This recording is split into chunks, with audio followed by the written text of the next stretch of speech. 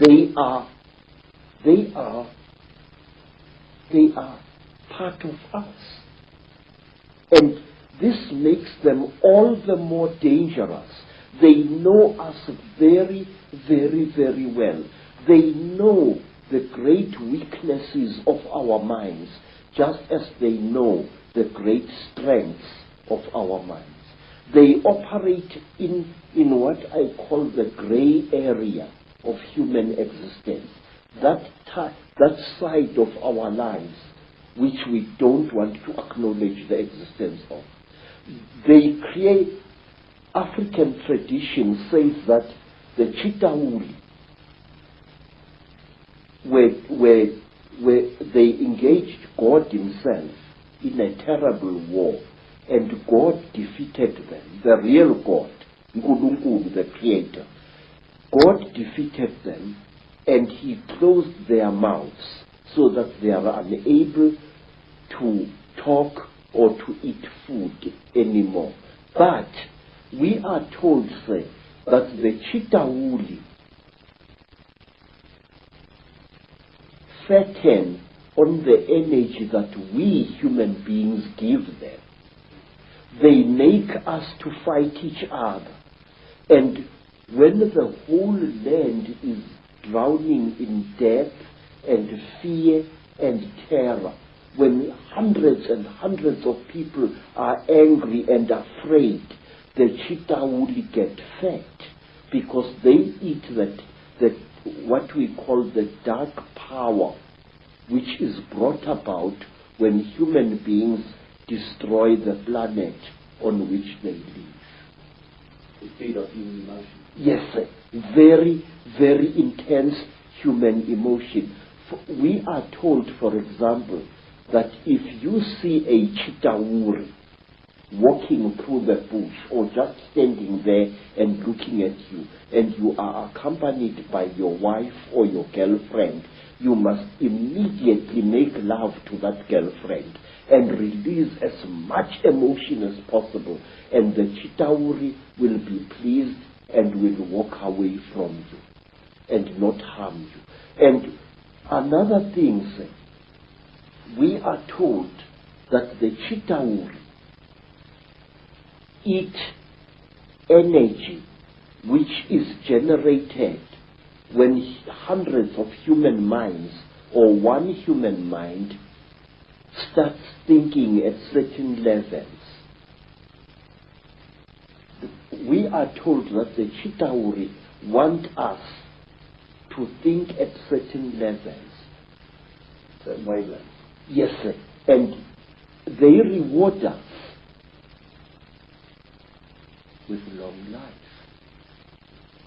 May I ask you, sir, have you ever thought, as a thinking person, why is it that in the great universities of this world you find professors who think at certain levels and who live unnaturally long lives?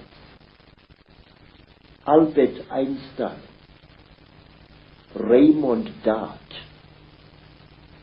Robert Broom, all these professors live a long, long time.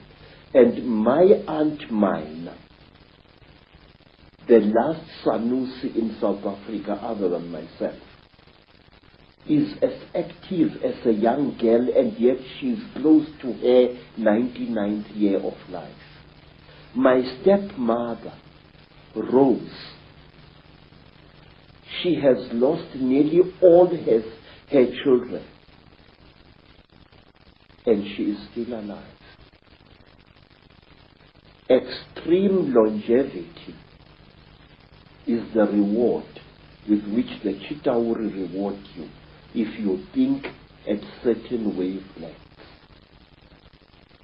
The description of your abduction clearly is describing what has become known as the Greys, what I think is also known by some as the ant people, the grey figures with the big black eyes.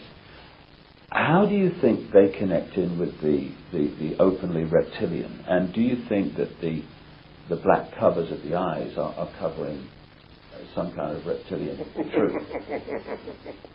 Say, the so-called grey aliens are actually the lackeys and the servants of the Chitauri.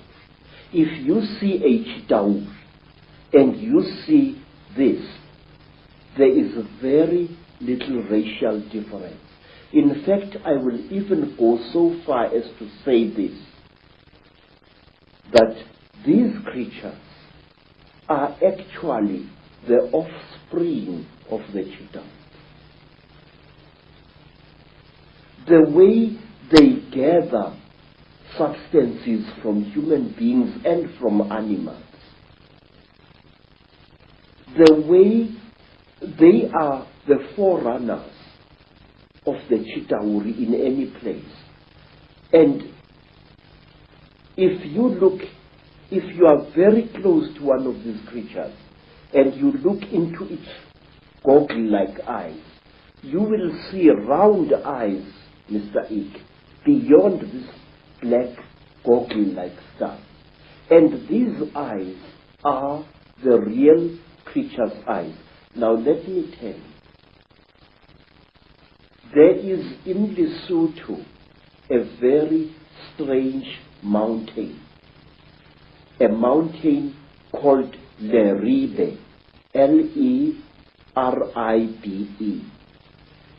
On this mountain, very amazing things happen after every 10-year or 20-year period. Now, not so long ago, an African farmer found an object near that mountain, an object which had crashed. And he was driving his tractor and he saw this strange object lying in the ground with tiny little bolts of lightning racing all around its edge.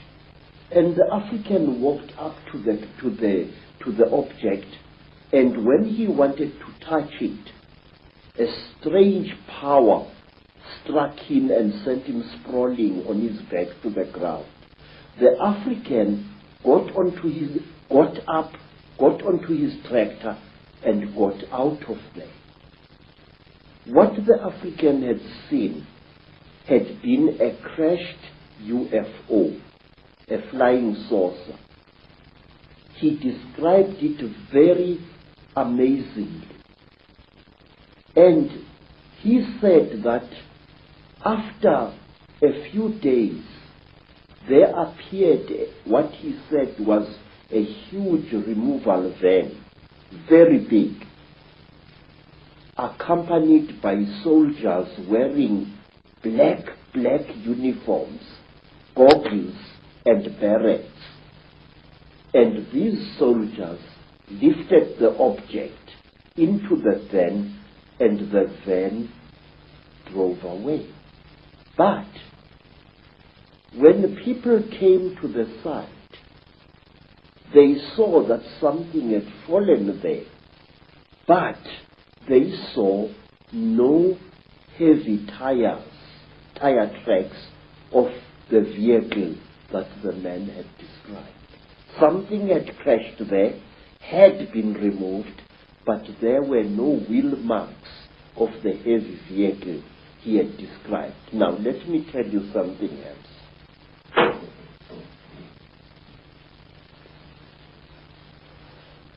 It was in 1958. In fact, I think that the incident I'm going to describe to you is somehow connected to what happened to me in 1959.